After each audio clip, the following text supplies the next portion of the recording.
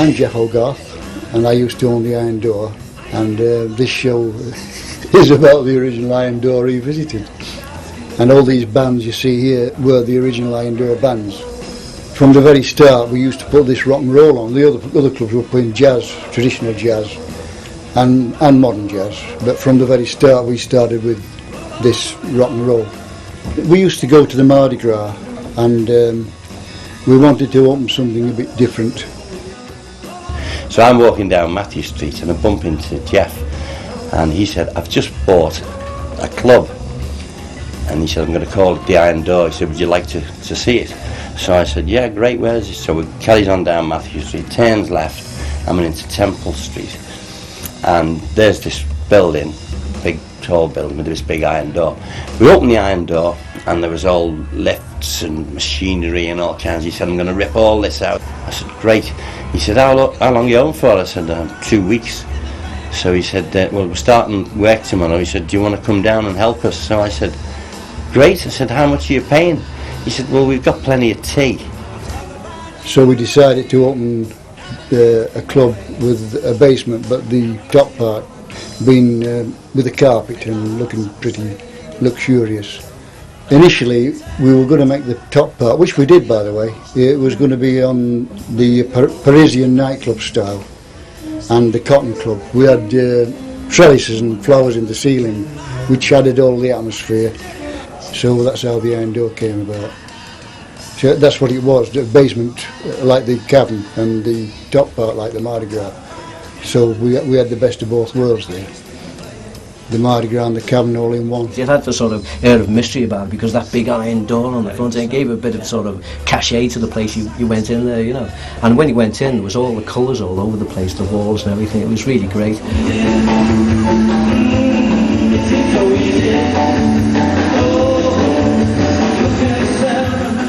I'm Sam Leach, as you probably know, the man who probably brought the Cavern kicking and screaming into the rock and roll era on March the 11th, 61.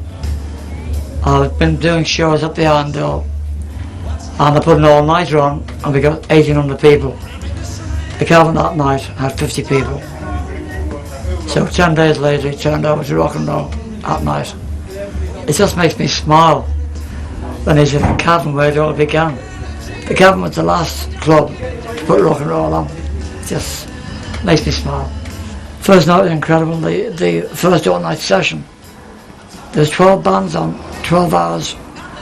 Starting 8 o'clock at night, going right through to 8 o'clock next day. And we used to put Teddy Taylor on 7 in the morning, so that the people would stay. We never had less than 700 people stay all night, you know, it's marvellous. We closed up with 1,000 people in by about 8:15.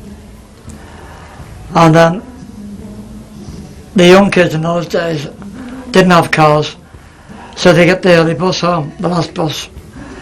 So I'd been selling tickets for the second house. It was like a cinema, 2 houses, and altogether we got 1,800 people in. And I think that's still a record behind them, you know. And the atmosphere was just unbelievable. It really was great, you know. Then we did it, that's when Cilla Black started. Remember Cilla? She got up one night there, and I had a fantastic voice. And I said to her, you've got a great voice. She said, oh, she was too shy, too embarrassed to sing. So I went and put an advert in the Echo for the following Saturday at the Casanova Club in London Road, swinging Cilla. And that was it. She got no choice now, you've got to sing. And she did, and that was the start.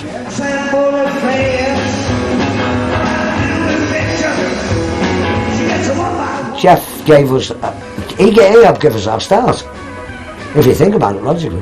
Him and Ralph Webster, who was our former manager, God love him, he's passed on now, but he was our former manager. But I mean, people like Geoff, Brian Kelly, Ralph Webster, and even Brian Epstein in his own little way, they gave us our start. They allowed us to do what we were doing. They said, go for it, you do what you do. And you can't thank people like Geoff enough. Yeah, well, the thing that people forget about them is that they're like the unsung heroes. Sammy Leach, Geoff Hogarth, they are really unsung heroes of the Merseybeat era. Without them, the Merseybeat era literally would not be here. Brian Kelly, as I say, I was talking about Brian Kelly. Who talks about Brian Kelly? Nobody, because he's an unsung hero. Ivermar, which was BK Promotions. Brian Kelly. You had Doug Martin and Doug McIver, who used to do the Jive Hive. Now, without those people to give the bands a chance and putting their neck on the line, which they did, because it was the whole night was totally rock and roll, as opposed to the likes of Litherland Town Hall, which was Dave Anthony with his orchestra or his band, and you did a spot in the middle just to, well, people had their cups of tea or whatever, because there was no alcohol then in places. And it's great that people acknowledge them. Sammy Leach, I plug Sammy Leach as much as I can. And to be quite honest, even myself, the Iron Door was always my favourite venue, and that is absolutely on it. It was 10 times better than it. I didn't really like the Cavern in those days. Iron Door couldn't get enough of it. And of course, Geoff, easygoing, Sammy, easygoing, and he made it great. And they stuck their necks out for the lads. And as I say, without them, it wouldn't even be here. You wouldn't even be talking about it. If you're talking about the Iron Door when it first opened, I mean, obviously my memories are sweet, brilliant memories of that place. Everything was just sort of. There were no responsibilities then. It was just so easy to do. The atmosphere was there in the 60s. It was a good time to live, in my opinion.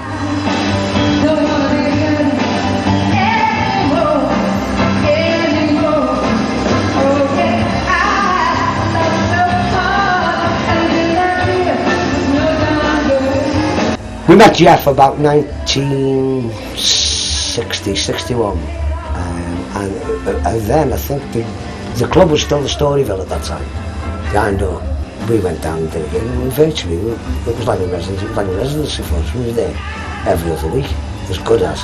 I remember going down to the Iron Door, and our first gig down there, the amplifiers were all wrong, and there was all kinds of backlash of sound, but it was a marvellous club, and it never gets ever mentioned now because it's been knocked down, but it was the place where all these superstars, a lot of the superstars have started, like the Searchers, were always playing on the Iron Door, and Beryl Marsden, who's on here tonight, and Freddie Starr, and there's loads. Kenny Ball wrote a hit record in there that was top of the hit parade. If you go back 40 years to when the Iron Door was opened, it was Tony Jackson, Chris Curtis, John McNally, and myself, Mike Pender. We made up one of the famous groups from Liverpool, amongst others. First of all, I remember a headline in the Merseybeat. That was the local paper they had at that time. I think Bill Harry used to write it. But I remember the headlines on the front of the Merseybeat when we got back from Hamburg. Welcome home, the Searchers. Welcome to your home. The Iron Door is the home of the Searchers. And I remember somebody wrote it down, so it stayed in my memory. But not only that, of course, but we played there so many times. And it was good to have that sort of connection with such a place as the Iron Door, which has gone down in history with many 60s pop fans. My name's Joe Flannery. I remember quite a lot about the 60s, in particular, well before the 60s when Brian Epstein and I were growing up. In our family businesses, my father was a furniture manufacturer and his father was a furniture retailer. So the furniture that my father was making was going off to the Epstein shop in Walton Road, and of course we met as children. I was quite lucky meeting Geoff, who gave us quite a lot of bookings in the Iron Door.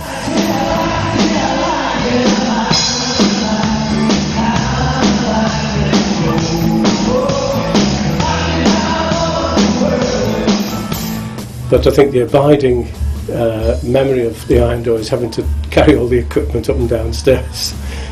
One particular night, to get out of the heat down below, they'd gone, not particularly the Beatles, but any of the bands had gone in to go into the cloakroom just to have a bit of a kip or a sleep or whatever. And one particular morning, Sunday morning, I stepped over this body and somebody looked up at me and said, "It's cold in here, isn't it?" It was John Lennon, fast asleep with somebody's coat over him. The first Sunday booking that we had in the Iron Door, we were setting up, got down there very handy to get set up and have a sound check. And I was standing on one wall watching the band setting up and doing their thing. And then I'm looking around and I spotted somebody leaning on the wall in the corner. I got a bit nosy, I wanted to know who that person was. And then as I got closer I recognised it was Brian Epstein. I thought he'd just come down to see us, you know. So he said, "No," he said, "I'm with my band." He said, "They're supporting Lee Curtis tonight." So I said, "Oh, I've heard about you taking a band up." And it was, you know, it was very early, and it was the Beatles. So my brother came over to me then while I was talking to Brian, and he said, "Joe," he said, "our bass equipment's gone down." He said, I said, "Bloody hell, it's Sunday. You know, what can we do?" So I looked at Brian and I said, "Do you think your band would chip in and let us use the bass equipment?" So I said, "Who's the bass player?" So Paul McCartney said, "I am." So I said, "I've spoke to your manager, Brian." I said, "We're good friends." I said, and he said, "It's okay if it's okay with you to lend us your bass amplifier." Paul McCartney shouted over to John, "This man here wants to borrow our bass equipment." And John immediately, like as though it was following out of Paul's mouth, he said, "The show must go on, man." He said, "Of course he can borrow the equipment." Okay, and that was fine. And we became really good friends, all of us, from that night on. Even Brian said to me, he said, "Come over to the Beehive." That was his favourite pub. And he used to always have his lunch there as well. Just walked from Mims into the Beehive. And we went over there and had a chat, and we decided to become partners in tandem. That means you can have your own company and he can have his own company and we can work together. So we decided to do that, and I became the Beatles booking manager and Brian became the office contracts going out, even for Lee Curtis and Beryl Marsden, my artists. And as time went by, he was signing, the likes of Ziller and all those people. I did a lot of business with the Iron Door. I think I did more business with the Iron Door than I did with the Cavern, because we were never out the Iron Door. And it's not the Cavern, it's this place, the Iron Door, where they all came from. They all went in there and they started. In fact, they wouldn't have to be any other places. It was a great gig. I'd say, basically, to play, it was a better situation than the Cavern. It didn't stink for the kick-off, and it wasn't damp. Remember one afternoon, we were doing an all-night, an afternoon session, and Raymond Forrest said to the Beatles, "If you play for Sam Leach, you're not playing for me. This is electronica, this is in the daytime." So a mate of mine, Terry McCann, went to Wizard's Den. He bought some stink bombs, and as the Cavern opened that afternoon, he lobbed the stink bombs all over the place. I was surprised he noticed the difference, quite honestly. I remember Lennon coming down the corner laughing his head off. I said, "What have you done, Leach?" He said, "What are you talking about?" He said, "You closed the Cavern down so they came and played for me instead." But on my honour, I didn't know anything about it till about 3 months later. But nobody believes that, but I don't care. I wish I had thought of it.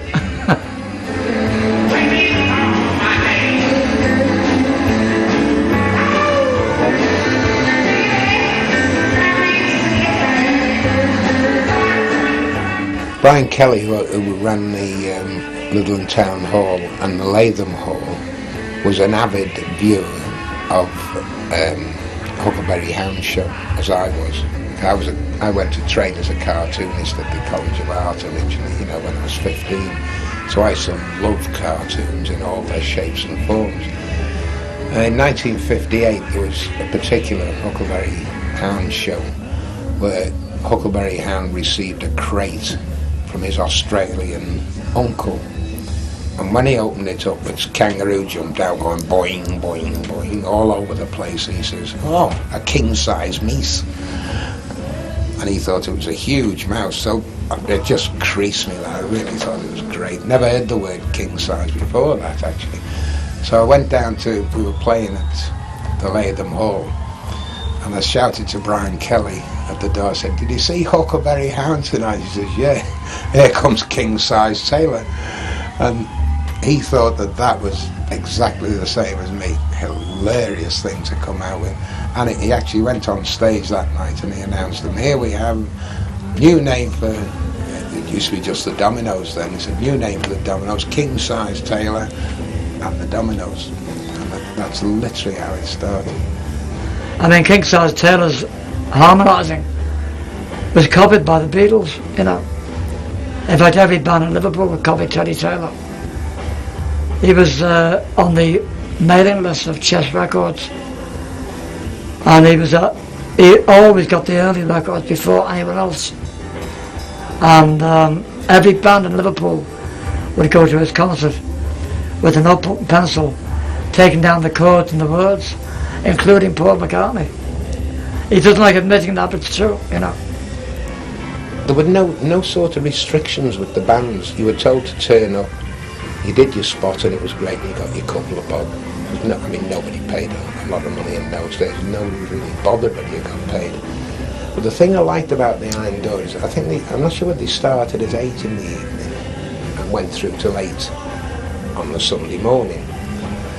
And I can always remember, I'm not sure whether it was Sammy that actually said to me, or I think it was Sammy that said, "I know it's unfair, but we always put you on 7 till 8. And we always will, because you are the only band that can keep the crowd here after 7 o'clock in the morning." And so we used to literally go home. We'd perhaps do 3 or 4 gigs. No, 3 on the night before, and then whiz off about 10 to 7. Straight down the dock road, straight into town, straight on stage, play till 8 o'clock and go home to bed again, you know. And it was a fabulous atmosphere.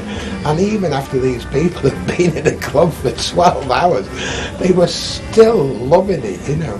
The lasting memory was when we were all absolutely knackered in the morning, that Kingsize Taylor and the Dominoes were always last on.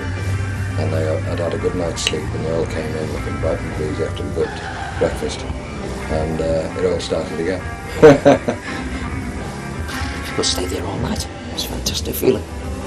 But of course, we didn't know anything else in them days. It was like sort of, I must have been somewhere around about 18, 19, somewhere around that age. And of course, when you're that young, it's such an adventure to have a place like that to go to, full of your fans all the time. We built a great relationship with the fans in the Iron Door. Most of our fans went there. I remember, sort of, you know, before we went on stage, yeah, you know, they were there. I suppose even before we made the big time, made our first record, we thought we were stars because we were playing the Iron Door. They used to do all-night sessions there, and the atmosphere was great because bands would be arriving all the time who were going to play into the early hours, you know. So there were band members and equipment everywhere, and all the people who went just for the dancing, you know. And it was a great club, a great atmosphere. Yeah, I remember playing a 36-hour stint one time when we ended up at the Iron Door. I hadn't gone to bed for about 36 hours, you know. I think we played about 4 or